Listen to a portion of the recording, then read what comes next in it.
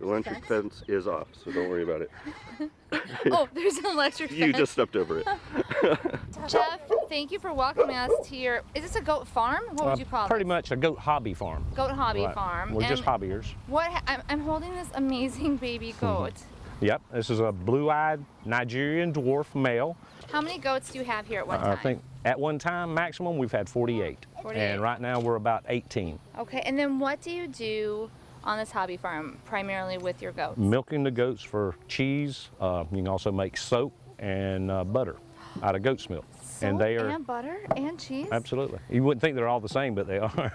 Those are actually three of my very favorite things, and I'm not kidding. Oh, good deal. Right, Chandler? Mommy likes butter, Mommy likes soap, and I like cheese. Talk to me about just how you got into this. I also want to talk about the fence that we jumped over, which is an electric fence, which you turned off. Thank you. Yes, Thanks so my much pleasure, for my that. pleasure. But what is that for? Primarily, the electric fence is to keep predators out, not to keep the goats or the dogs in. If they want to get out, they will get out. Now we've got some, what kind of dogs do we have here? These Tell me are again. Great Pyrenees. These are our guard dogs, our working dogs. Their sole purpose of being here is to protect the goats.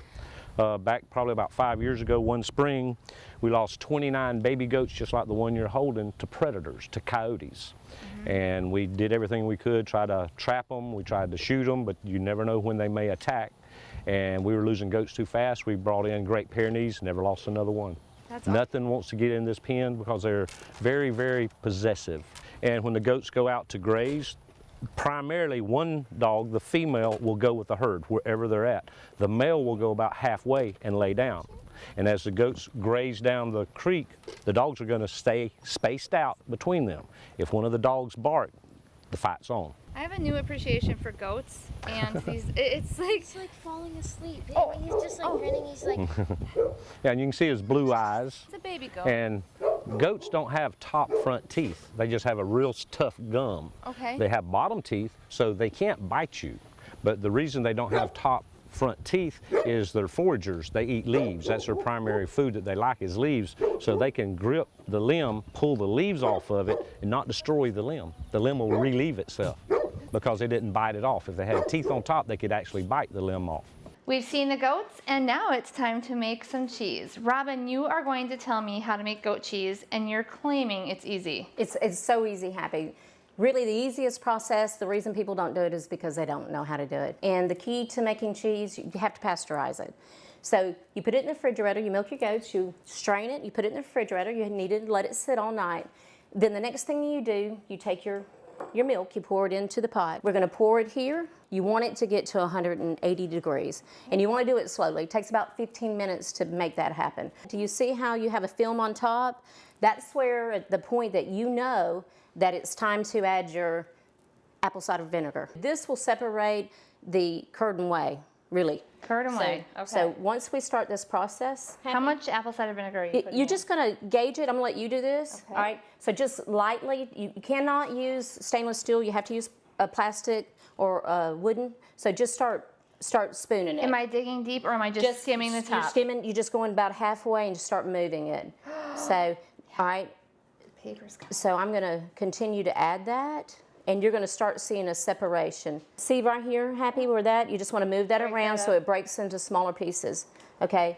Now, from here, we're really done, okay? So everything on top is the curds, the whey will be left. So what now from here, what you wanna do is just let it sit for a few hours. Then you're gonna strain it. We would normally take the strainer, and right here, Happy, I did this last night.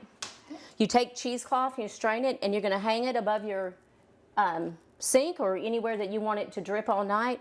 And let's just go ahead and. So sit a few hours, strain it. Whatever is left in the strainer goes in that cheesecloth. That's correct. And then how long does that sit? Well, this is set all night. So just whenever you have time. And this is what, the curd? Or the This is the curd, right? This is the process of what you see floating on top. So, Yes. all right. So that's your cheese, your goat cheese. And normally we'd just put it in something, see? And now we break it up. Yeah. And I like to use Italian seasoning right here Okay. Easy of some enough. sort. And you don't want to add any seasoning during the process, but afterwards you're just going to sprinkle it. And how easy was that? we just made cheese? We did. That is amazing. Can we try some? Absolutely, please. All right. I don't know if you know this about me, but I really like cheese. Well, we have a lot of it. I took one that we did earlier, and you know when you go to the grocery store and you buy a log? So here we have a goat cheese log. So what I'll do here is, these are dried cranberries. So we'll put them here. And then what we'll do is we'll start rolling the log. Delicious. Once you roll it, you're going to want to put it back in the refrigerator to get cold so it gets hard. And then it makes it colored and has that same effect.